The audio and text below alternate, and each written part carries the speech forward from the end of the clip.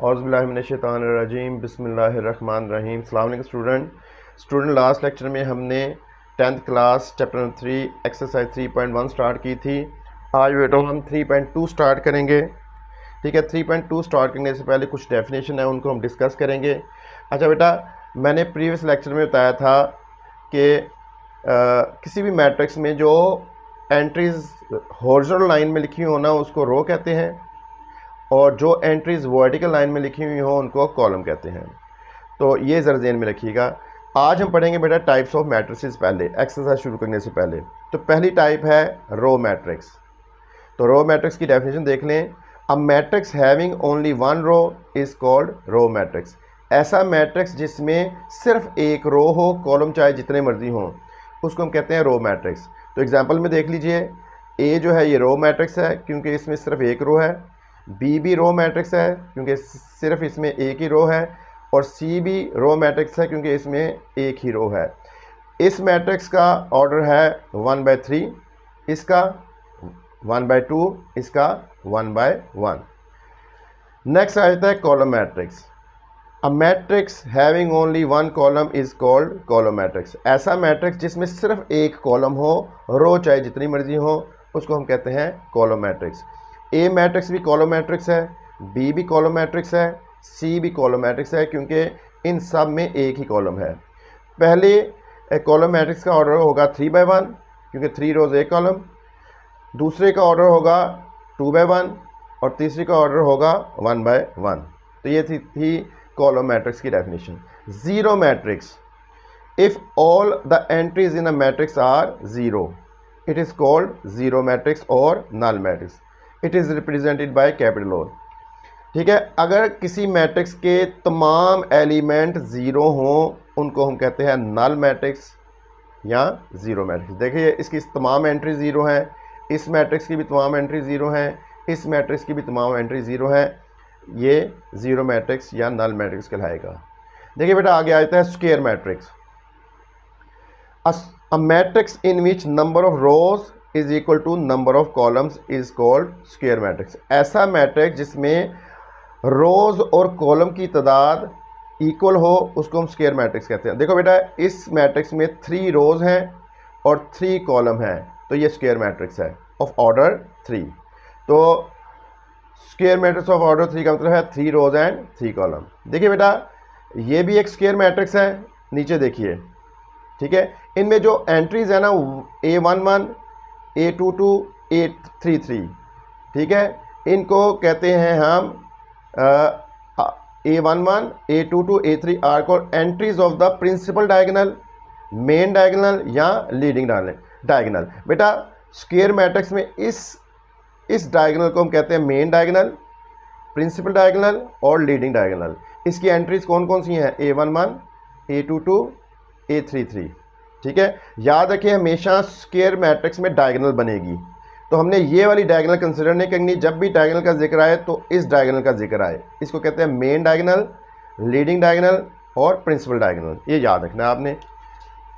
Next definition है rectangular matrix. इसकी definition देख लीजिए, स्क्वायर मैट्रिक्स की आपने देखी थी ना। If the number of rows and number of columns in a matrix are not equal then it is called rectangular matrix. जब किसी मैट्रिक्स में नंबर ऑफ रोज इक्वल ना हो नंबर ऑफ कॉलम के, उसको हम कहते हैं रेक्टेंगुलर मैट्रिक्स। देखिए बेटा इस मैट्रिक्स में 1 रो है और 2 कॉलम है, तो ये रेक्टेंगुलर मैट्रिक्स है। इस मैट्रिक्स में 2 रो और 1 कॉलम है, ये भी रेक्टेंगुलर मैट्रिक्स है क्योंकि नंबर ऑफ रोज इक्वल नहीं है नंबर ऑफ कॉलम के। बेटा ये भी रेक्टेंगुलर मैट्रिक्स है क्योंकि इसमें 2 रोज हैं और 3 कॉलम्स हैं। ठीक है, तो फिर ऐसा मैट्रिक्स जिसमें कॉलम्स और रोज की तादाद बराबर ना हो उसको रेक्टेंगुलर मैट्रिक्स कहते हैं। याद रखें रेक्टेंगुलर मैट्रिक्स में डायगोनल एलिमेंट नहीं होते और ना ही डायगोनल होती है, सिर्फ स्क्वायर मैट्रिक्स में डायगोनल एलिमेंट होते हैं। आगे नेक्स्ट इंपॉर्टेंट डेफिनेशन है डायगोनल मैट्रिक्स। देखो भाई अब ज़रा गौर से देख लो, मैं अभी डेफिनेशन नहीं बता रहा। देखो बेटा ये लीडिंग डायगोनल है, इसी तरह ये भी लीडिंग डायगोनल है।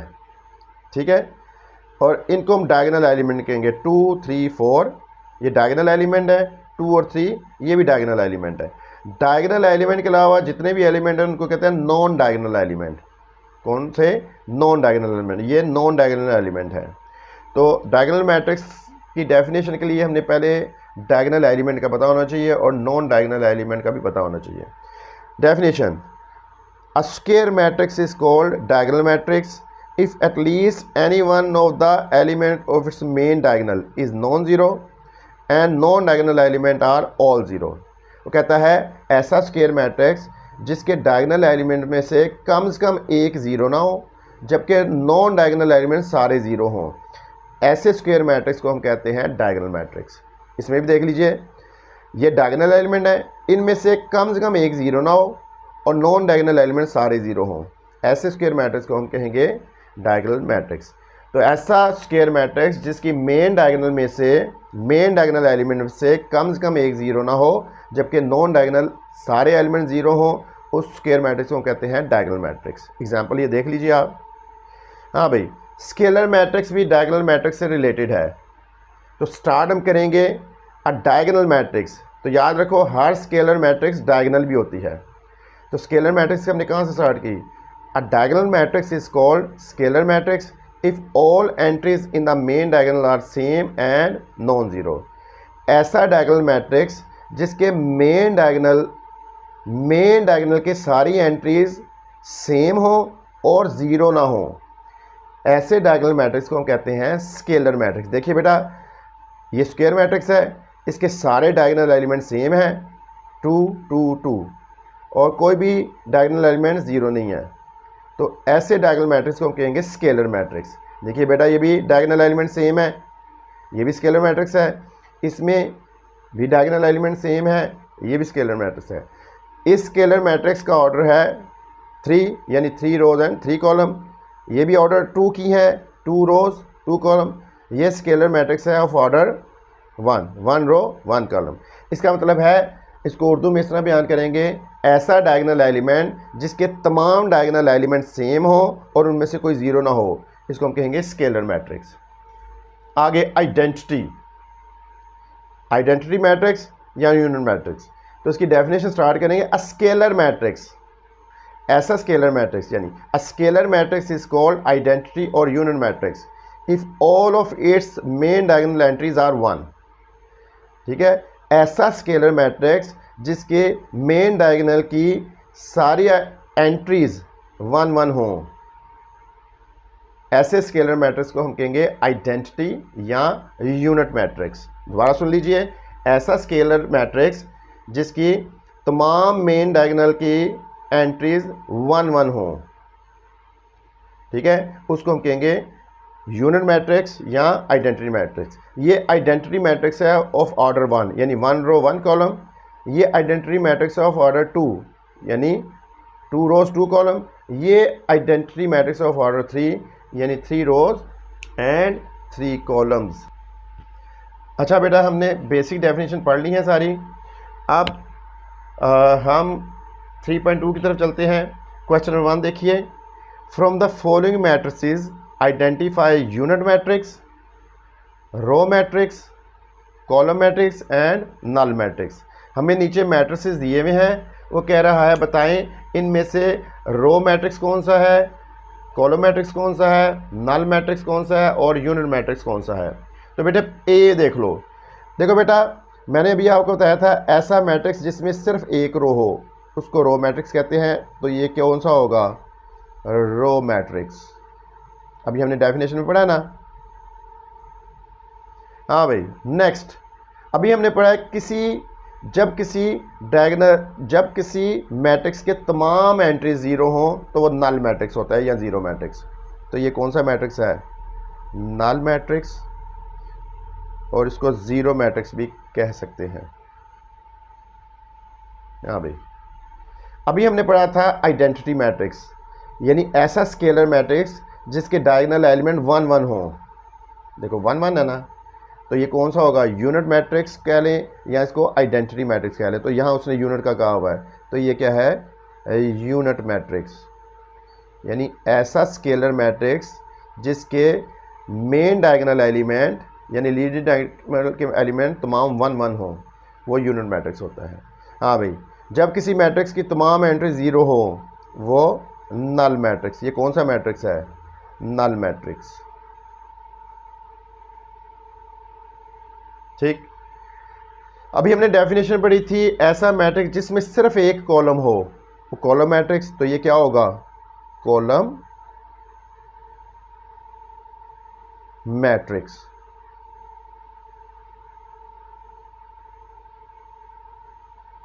हाँ भाई, ऐसा मैट्रिक्स जिसमें सिर्फ एक कॉलम हो कॉलम मैट्रिक्स। तो इसको भी क्या कहेंगे हम?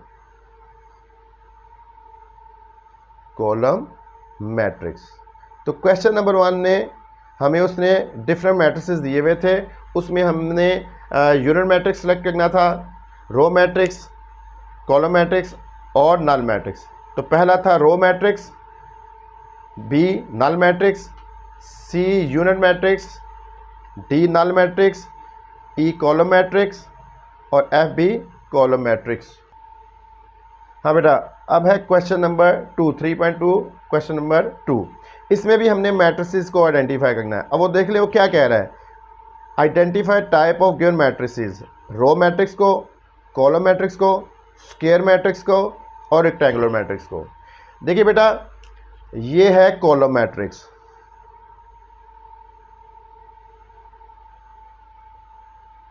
क्योंकि इसमें एक कॉलम है। बेटा ये रेक्टेंगुलर भी है, ठीक है, ये रेक्टेंगुलर भी है, लेकिन ज़्यादा फुलफिल कौन सी डेफिनेशन इसमें हो रही है? कॉलम मैट्रिक्स की। तो फिलहाल इसको हम कहेंगे कॉलम मैट्रिक्स। हाँ भाई, बी मैट्रिक्स कौन सा है? इसमें 2 रोज हैं और 2 कॉलम है। तो ये कौन सा मैट्रिक्स होगा? Square matrix. अभी हमने डेफिनेशन पढ़ी थी, ऐसा मैट्रिक्स जिसमें नंबर ऑफ रोज और नंबर ऑफ कॉलम इक्वल हो तो स्क्वायर मैट्रिक्स। नेक्स्ट बेटा, ये रेक्टेंगुलर मैट्रिक्स है, क्योंकि इसमें 2 रोज हैं और 3 कॉलम्स हैं। Rectangular matrix.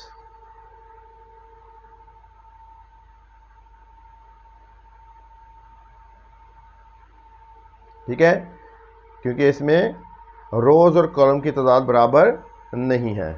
हाँ भाई, डी, इसमें 2 रोज 2 कॉलम, ये कौन सा मैट्रिक्स होगा? Square matrix.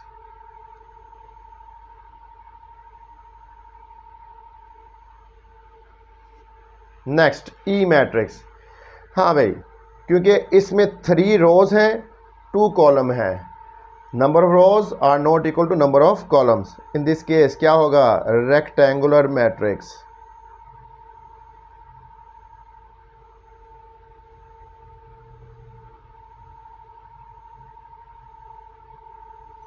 हाँ भाई, ऐसा मैट्रिक्स जिसमें सिर्फ एक रो हो, रो मैट्रिक्स। ये रेक्टेंगुलर भी है, लेकिन ज़्यादा बेस्ट डेफिनेशन इस पे रो मैट्रिक्स की होल्ड हो रही है, रो मैट्रिक्स।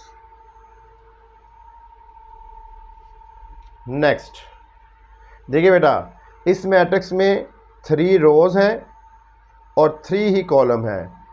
जब नंबर ऑफ रोज इक्वल हो नंबर ऑफ कॉलम के, तो क्या? Square matrix.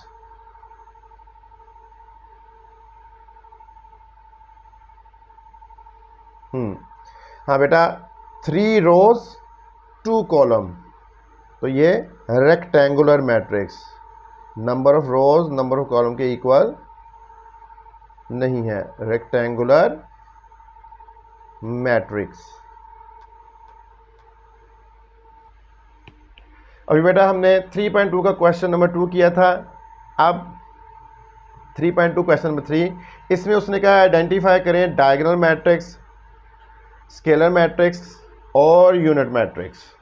ठीक है, तो देख लीजिए, पहला मैट्रिक्स, ठीक है, आइडेंटिटी मैट्रिक्स है या यूनिट मैट्रिक्स, क्योंकि इसके डायगोनल एलिमेंट सारे 1 1 है। तो ये कौन सा मैट्रिक्स है? Unit matrix.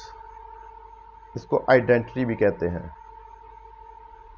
ठीक, हाँ भाई, बी है स्केलर मैट्रिक्स, क्योंकि मेन डायगोनल एलिमेंट जब सारे सेम हो तो उसको स्केलर मैट्रिक्स, स्केलर मैट्रिक्स।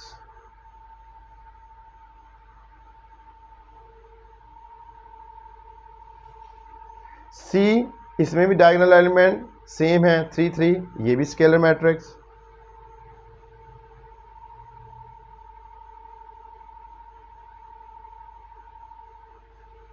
हाँ भाई, इसमें डायगोनल एलिमेंट है 7 6, ठीक है, 7 है और 6 है, तो ये डायगोनल मैट्रिक्स है।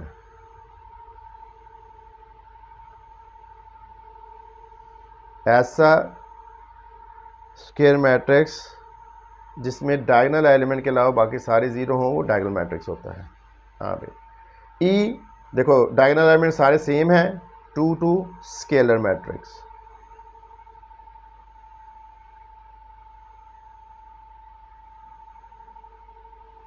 ये था बेटा एक्सरसाइज 3.2 क्वेश्चन नंबर 3 था, जिसमें हमने डायगोनल, स्केलर और यूनिट मैट्रिक्स को आइडेंटिफाई करना था। नेक्स्ट बेटा क्वेश्चन 4 स्टार्ट करने से पहले हम एक डेफिनेशन पढ़ते हैं, ट्रांसपोज ऑफ अ मैट्रिक्स। ठीक है, तो देख लीजिए, a matrix obtained from a given matrix by interchanging the rows and columns is called the transpose of the given matrix. If A is a matrix then its transpose is denoted by A, और ये ऊपर T आपने लगाना है पाव में।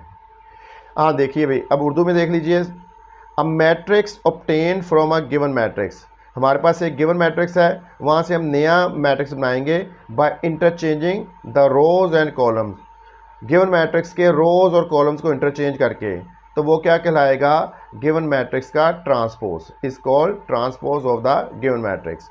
If A is a matrix then its transpose is denoted by this, इस तरह denote करते हैं। देखो भाई, अब जरा देख लो कंसेप्ट वाइज, डेफिनेशन आपने देखी, डेफिनेशन में उसने क्या कहा, हमें गिवन मैट्रिक्स दी हुई है और उसका ट्रांसपोज हम कैसे फाइंड करेंगे, उसकी रोज को इंटरचेंज कर देंगे कॉलम्स में। अब यहाँ एग्जांपल देख लीजिए, देखो बेटा ये ए मैट्रिक्स है, मैंने इसका ट्रांसपोज फाइंड करना है, तो मैं किस तरह इसका कहूँगा, ये बन जाएगा ए ट्रांसपोज। कैसे आएगा, मैं इसकी रोज़ को कॉलम में चेंज कर दूंगा, पहली रो को पहला कॉलम, क्या कहा था उसने, by interchanging rows and columns, ठीक है, by interchanging rows and columns, मतलब ये कि पहली रो को पहला कॉलम बना दें, तो ये बन जाएगा 1 2 4, तो ये कॉलम बन जाएगा, दूसरी रो को दूसरा कॉलम बना दें, यानी रो को इंटरचेंज कर दें कॉलम के साथ, तो ट्रांसपोज आ जाएगा।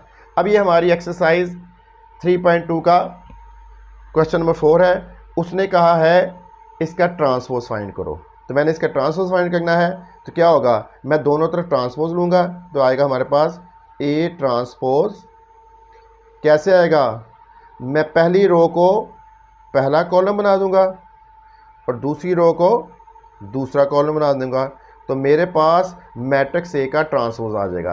रो को चेंज कर दिया कॉलम में, दूसरी रो को भी चेंज कर दिया कॉलम में, मेरे पास इस मैट्रिक्स का ट्रांसपोज आ गया। समझ लगी बेटा आपको। मैट्रिक्स बी, ठीक है, मैंने इसका ट्रांसपोज लेना है, तो क्या आएगा, बी ट्रांसपोज, इसमें एक ही रो है, एक ही कॉलम है, तो इसकी एक ही रो बन जाएगी। देखो ना, उसने क्या कहा था, रो को कॉलम में इंटरचेंज कर दो, ये कॉलम को रो में, तो ठीक है, तो मैं इसमें एक ही कॉलम है, इसको मैं क्या बना देता हूँ, रो बना देता हूँ, तो मेरे पास बी मैट्रिक्स का ट्रांसपोज आ गया। ठीक है, क्योंकि ये इसमें एक कॉलम था, मैंने इसको इंटरचेंज कर दिया रो में। इन अदर वर्ड, पहले एलिमेंट को रो में, दूसरे को भी रो में, तीसरी को भी रो में, तो मेरे पास ट्रांसपोज आ गया। तो याद रखो, जब कॉलम मैट्रिक्स है उसका ट्रांसपोज होगा रो मैट्रिक्स, और रो मैट्रिक्स का ट्रांसपोज होगा कॉलम मैट्रिक्स। ये था क्वेश्चन नंबर 4 का पार्ट बी। अब आएगा क्वेश्चन नंबर 4 पार्ट सी।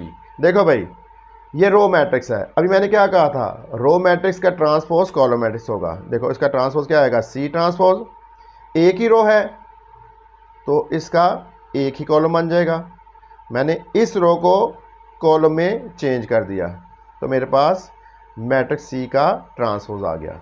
ठीक है, तो डेफिनेशन क्या कहती है, ट्रांसपोज कैसे आता है, गिवन मैट्रिक्स की रोज और कॉलम्स को इंटरचेंज कर दो, रो को कॉलम में बना दो या कॉलम को रो में बना दो, बहरहाल। नेक्स्ट डी मैट्रिक्स, इसका ट्रांसपोज क्या होगा, डी ट्रांसपोज। कैसे आएगा, मैं इसकी रोज को कॉलम में तब्दील कर देता हूँ। पहली रो बन जाएगा पहला कॉलम, दूसरी रो बन जाएगा दूसरा कॉलम, और तीसरी रो 4 7 तीसरा कॉलम। तो मेरे पास गिवन मैट्रिक्स का क्या आ गया, ट्रांसपोज। ठीक है भाई, ये था आपकी 3.2 का क्वेश्चन नंबर 4। अच्छा बेटा, हम 3.2 का क्वेश्चन नंबर 5 स्टार्ट करेंगे। उससे पहले एक डेफिनेशन देख लीजिए। हाँ भाई, डेफिनेशन क्या है, नेगेटिव ऑफ अ मैट्रिक्स। ठीक, the negative of a matrix A is obtained by multiplying each of its elements bye -1। It is denoted by -a या नेगेटिव ऑफ ए। वो कहता है किसी भी मैट्रिक्स का नेगेटिव फाइंड करना हो तो उसके तमाम एलिमेंट को -1 से मल्टीप्लाई कर दो तो उस मैट्रिक्स का नेगेटिव आ जाएगा। दोबारा देख लो, the negative of a matrix A. ठीक है, मैट्रिक्स ए का नेगेटिव कैसे आता है, इज ऑब्टेन्ड कैसे आता है, by multiplying each of its elements, यानी मैट्रिक्स ए के तमाम एलिमेंट को मल्टीप्लाई करना है किससे, -1 से, तो negative of a matrix A आ जाएगा। It is denoted by -a या नेगेटिव ऑफ ए। एग्जाम्पल देख लो, ये ए मैट्रिक्स है, देन नेगेटिव ऑफ ए कैसे आएगा, मैं इसके तमाम एलिमेंट को -1 से मल्टीप्लाई कर देता हूँ। इसको -1 से मल्टीप्लाई करूँगा -3 बनेगा, इसको -1 से मल्टीप्लाई करूँगा +6 बनेगा, तो नेगेटिव ऑफ ए मैट्रिक्स आ जाएगा। अब एक्सरसाइज 3.2 क्वेश्चन नंबर 5। ठीक है, उसने क्या कहा है क्वेश्चन 5 में, find negative of the following matrices. वो कहता है आपके पास डिफरेंट मैट्रिसेस हैं, इसका नेगेटिव फाइंड करना है। ठीक है, तो हमारे पास ए ये है, देन हाँ बेटा, अभी मैंने बताया था नेगेटिव ऑफ ए कैसे आएगा, अभी डेफिनेशन में पढ़ा है, हर एलिमेंट को -1 से मल्टीप्लाई कर दें। इसको -1 से मल्टीप्लाई करें -2, इसको भी -1 से मल्टीप्लाई करें -3, इसको भी -1 से मल्टीप्लाई करें -4, इसको भी -1 से मल्टीप्लाई करें -5। तो मेरे पास गिवन मैट्रिक्स का नेगेटिव आ चुका है। डेफिनेशन क्या कहती है, जब भी किसी मैट्रिक्स का नेगेटिव फाइंड करना हो उसके तमाम एलिमेंट को -1 से मल्टीप्लाई कर दें तो नेगेटिव ऑफ अ मैट्रिक्स आ जाएगा। देखिए बेटा, ये मैट्रिक्स बी है, इसका नेगेटिव फाइंड करना है, देन नेगेटिव ऑफ बी कैसे आएगा। ठीक है, तमाम एलिमेंट को -1 से मल्टीप्लाई कर दें। इसको जब मैं -1 से मल्टीप्लाई करूँगा माइनस इंटू माइनस प्लस, इसको -1 से मल्टीप्लाई करूँगा -3, इसको -1 से मल्टीप्लाई करूँगा माइनस इंटू माइनस प्लस, इसको -1 से मल्टीप्लाई करूँगा -2। तो मैंने बी मैट्रिक्स का नेगेटिव फाइंड कर लिया। इन अदर वर्ड आप ये कह सकते हो कि गिवन मैट्रिक्स के तमाम एलिमेंट के साइन चेंज कर दो। तो साइन चेंज करने का मतलब ही यही होता है, -1 से मल्टीप्लाई कर दो। ये है बेटा क्वेश्चन नंबर 5 का थर्ड पार्ट। वो कहता है इसका नेगेटिव फाइंड करें। देन जब मैं इसका नेगेटिव फाइंड करूँगा क्या बन जाएगा, नेगेटिव ऑफ सी कैसे आएगा, तमाम एलिमेंट को -1 से मल्टीप्लाई कर दें। तो इसको जब मैं -1 से मल्टीप्लाई करूँगा माइनस इंटू माइनस प्लस, इसको -1 से मल्टीप्लाई करूँगा -1, इसको -1 से मल्टीप्लाई करूँगा -1, इसको -1 से मल्टीप्लाई करूँगा माइनस इंटू माइनस +7। ये गिवन मैट्रिक्स का नेगेटिव आ गया। ये था बेटा 3.2 क्वेश्चन नंबर 5। नेक्स्ट बेटा एक्सरसाइज 3.2 का क्वेश्चन नंबर 6 स्टार्ट करते हैं। बेटा उसने हमें ए मैट्रिक्स दिया हुआ है, ठीक है, ए मैट्रिक्स दिया हुआ है, बी दिया हुआ है। वो कहते हैं वेरीफाई करो, पहले ये वेरीफाई करो कि ए का ट्रांसपोज लें और फिर दोबारा ट्रांसपोज लें। वो कहते हैं प्रूव करो, वेरीफाई करो, दोबारा ए आता है। तो इसको हम स्टार्ट करते हैं।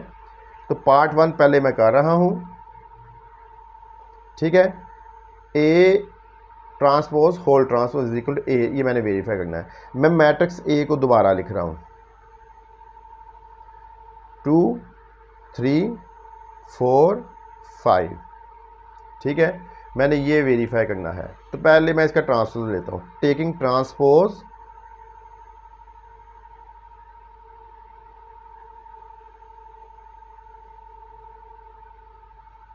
ट्रांसपोज लेंगे, ठीक है, इधर आ जाएगा ए ट्रांसपोज, अभी मैंने बताया था किसी मैट्रिक्स का ट्रांसपोज जब लेते हैं तो क्या होता है, उसकी रोज़ को इंटरचेंज करते हैं कॉलम में, यानी फर्स्ट रो बन जाएगी first column, second row second column. ये मैट्रिक्स ए का ट्रांसपोज आ गया। फर्स्ट रो बन गई first column, second row second column. इसको इक्वेशन 1 का नाम दे दें। तो चूंकि दोबारा ट्रांसपोज लेना है, जब मैं ए का ट्रांसपोज लूँगा जो आंसर आएगा उसका दोबारा ट्रांसपोज, ठीक है। तो मैं क्या लिखूँगा यहाँ पे, अगेन टेकिंग ट्रांसपोज। अब मैं जो आंसर आया हुआ है उसका ट्रांसपोज लेने लगा हूँ, ठीक है। तो इसका क्या बन जाएगा, पहले ए ट्रांसपोज था और इधर बन जाएगा होल ट्रांसपोज, यानी मैंने अब इस इक्वेशन का ट्रांसपोज लिया है, ठीक है। तो राइट हैंड साइड पे भी लूँगा इसको, जो मैं ट्रांसपोज लूँगा तो आपके पास आ जाएगा फर्स्ट रो फर्स्ट कॉलम बन जाएगी, सेकंड रो सेकंड कॉलम बन जाएगी। ये आ गया इस मैट्रिक्स का ट्रांसपोज, ठीक है। देखो फर्स्ट रो फर्स्ट कॉलम बन गई, ट्रांसपोज में हम यही करते हैं, रो को कॉलम में इंटरचेंज करते हैं, सेकंड रो सेकंड कॉलम। ये आ गया हमारे पास ए ट्रांसपोज होल ट्रांसपोज। देखो बेटा ये हमारे पास है 2 3 4 5। ज़रा इक्वेशन नंबर 1 में देखो क्या है, ये 2 3 4 5 वही आया है आंसर इसका भी, ठीक है। और ये किसके इक्वल है, ए के इक्वल। तो जो आंसर आया है वो ये आया है ना, ये ए ही है। इसकी जगह मैं क्या लिख दूँ, ए। दोबारा देखो मैंने ए ट्रांसपोज का होल ट्रांसपोज लिया, आंसर ये आया। इक्वेशन नंबर 1 के मुताबिक 2 3 4 5 4 5 आ गया। और ये किसके इक्वल है, ए के। तो मैंने इसकी जगह क्या लिख दिया, ए। और यहाँ रेफरेंस दे देता हूँ बाय इक्वेशन 1।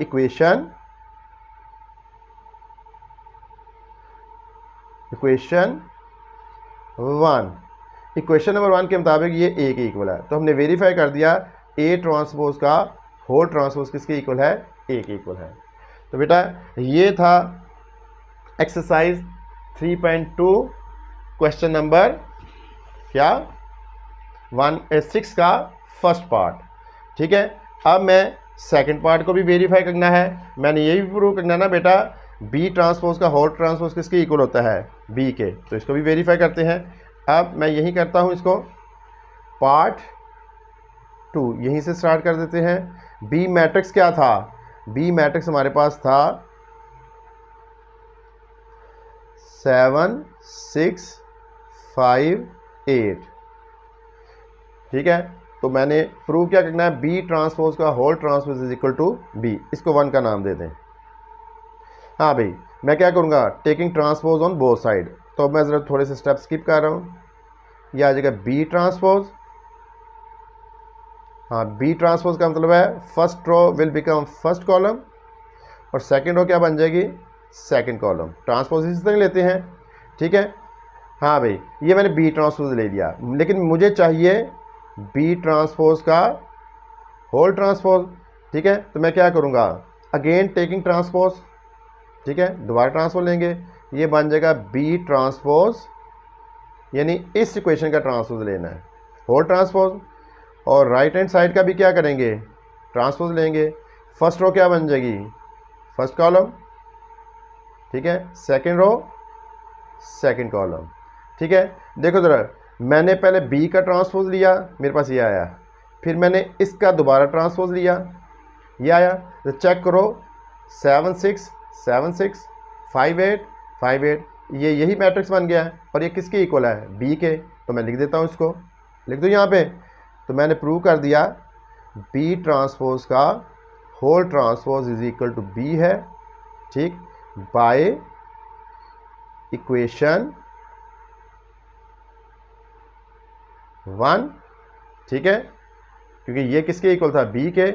तो फिर मैंने इसकी जगह बी लिख दिया, तो दूसरी वैल्यू भी वेरीफाई हो गई। दूसरा हमने यही प्रूव करना था बी ट्रांसपोज का होल ट्रांसपोज किसके इक्वल होता है, बी के। ये है एक्सरसाइज 3.2 क्वेश्चन नंबर 6। अब बेटा एक्सरसाइज 3.2 क्वेश्चन नंबर 7 स्टार्ट करेंगे, लेकिन क्वेश्चन नंबर 7 में एक डेफिनेशन यूज़ हो रही है, उसको पहले हम डिस्कस कर लेते हैं। कौन सी है, सिमेट्रिक मैट्रिक्स। हाँ भाई डेफिनेशन क्या कहती है? अ square matrix A is called symmetric.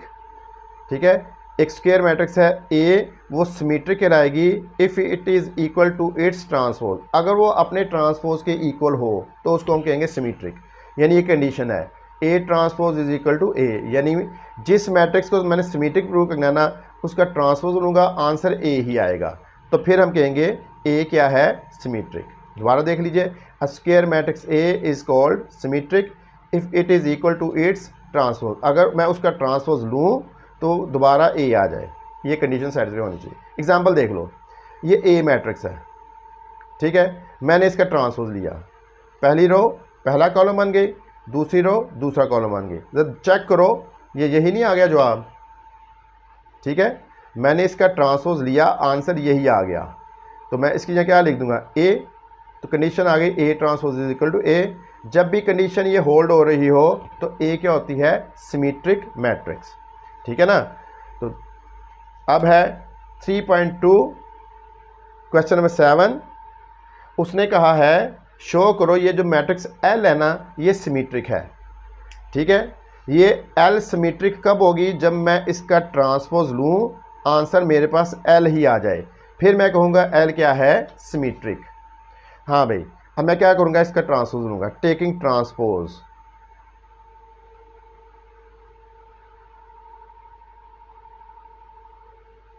मैंने इक्वेशन नंबर 1 का ट्रांसपोज लिया, लेफ्ट पे आ जाएगा एल ट्रांसपोज और राइट हैंड साइड पे हम ट्रांसपोज ले देंगे।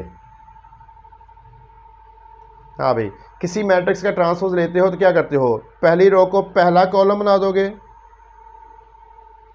दूसरी रो को दूसरा कॉलम बना दोगे, तो ध्यान से देखिएगा, और थर्ड रो को थर्ड कॉलम, 4 5 0। दोबारा देखो, फर्स्ट रो को मैंने फर्स्ट कॉलम बनाया, सेकंड रो को सेकंड कॉलम बनाया, थर्ड रो को थर्ड कॉलम बनाया। जब चेक करो, दोबारा यही नहीं आ गई? देखो 2 3 4 2 3 4, 3 - 2 5 3 - 2 5, 4 5 0 4 5 0, तो यही आंसर आ गया। जब यही आंसर आया तो मैं किसके इक्वल कर दूं इसको? एल, क्योंकि ये एल के इक्वल है, तो मैं इसकी जगह भी क्या लिख दूंगा? एल। तो मैंने क्या किया? एल ट्रांसपोज लिया, जो आंसर आया वो एल के इक्वल ही है। इसका मतलब है देयरफॉर जो सिमेट मैट्रिक्स है एल 2 3 4 3 - 2 5 4 5 0, ये कौन सा मैट्रिक्स है? Is symmetric.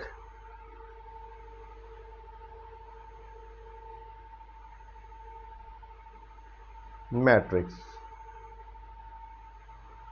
हाँ भाई, तो क्वेश्चन क्या था? उसने कहा था हमारे पास एक मैट्रिक्स है एल, इसको सिमेट्रिक प्रूव करो।